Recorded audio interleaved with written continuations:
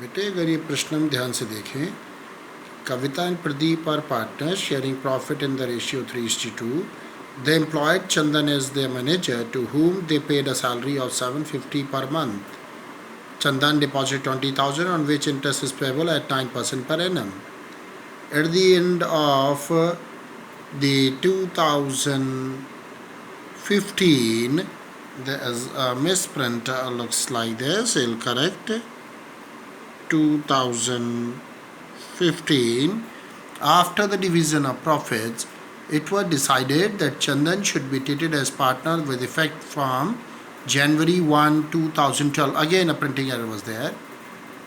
With 1/6 share in profit, his deposit being considered as capital, यानी 20,000 रुपये उसकी capital मान ली जाएगी, carrying interest eight 6% per annum, like capital of other partners. यानी other partners को तो 6% इंटरेस्ट मिला होगा, अब उसे भी कैपिटल पर इंटरेस्ट 6% मिलेगा. अभी उसे मैनेजर बनाया भले ही 15 के बाद में है, लेकिन ट्रीट उसे पूरा 12 से लेके 15 तक पार्टनर ही ट्रीट करना है. बट मेरा बेटा प्रॉब्लम क्या है कि ये जो प्रॉफिट निकले थे उस समय चंदन एक मैनेजर था, और मैनेजर के तौर पे हमने उसे क्या दी थी, सैलरी दी थी 750 पर मंथ, और इंटरेस्ट दिया था 9% पर एनम का. लेकिन अब तो हमें उसे इन 4 साल के लिए, ऑल 4 ईयर्स, हमें उसे पार्टनर मानना है. इसका मतलब हमें प्रॉफिट तो भैया सुधारना पड़ेगा, क्योंकि प्रॉफिट कौन से वाले हैं, मैनेजर वाले. देखिए तो जरा, total profits when Chandan was manager 2012 से लेके 15 तक ये था 1,95,000. अब भैया उसे हमने मानना है पार्टनर, तो मैनेजर वाली चीज़ें वापस लो. ये देखो वापस लो, क्या क्या वापस लें, इंटरेस्ट ऑन डिपॉजिट कितने ईयर्स का, पूरे 4 ईयर्स का. तो 20,000 इंटू 9/100 इंटू 4, 7,200, ये हमने इंटरेस्ट वापस लिया. तो भैया वापस लिया है तो ये फॉर्म की जेब में वापस आ गया इंटरेस्ट, प्लस कर दिया हमने प्रॉफिट में. देखो फिर सैलरी, जब वो मैनेजर था तो मुझे सैलरी देते 750 पर मंथ की, तो 12 मंथ से मल्टीप्लाई इंटू 4 ईयर्स के लिए 36,000.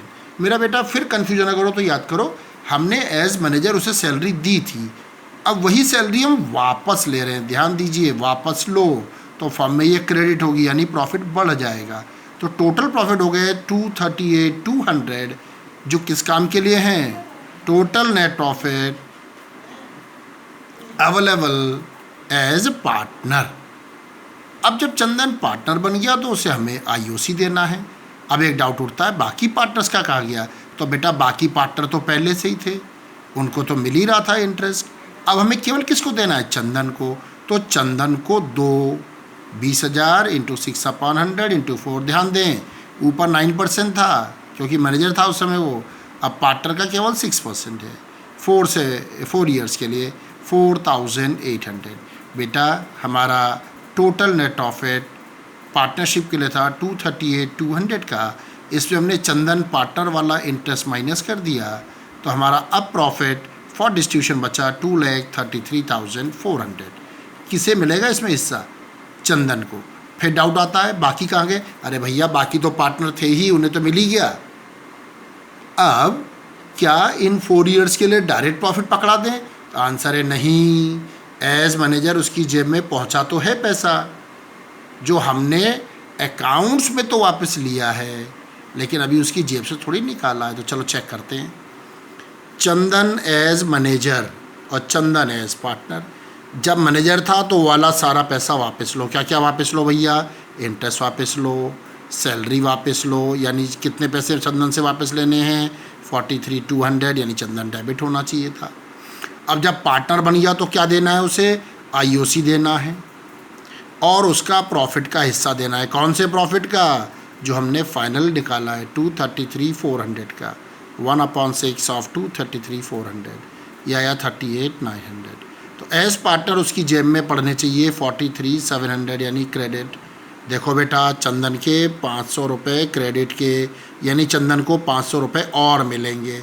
तो भैया किससे मिलेंगे, फॉर्म से मिलने चाहिए. तो फॉर्म में है कौन, कविता और प्रदीप.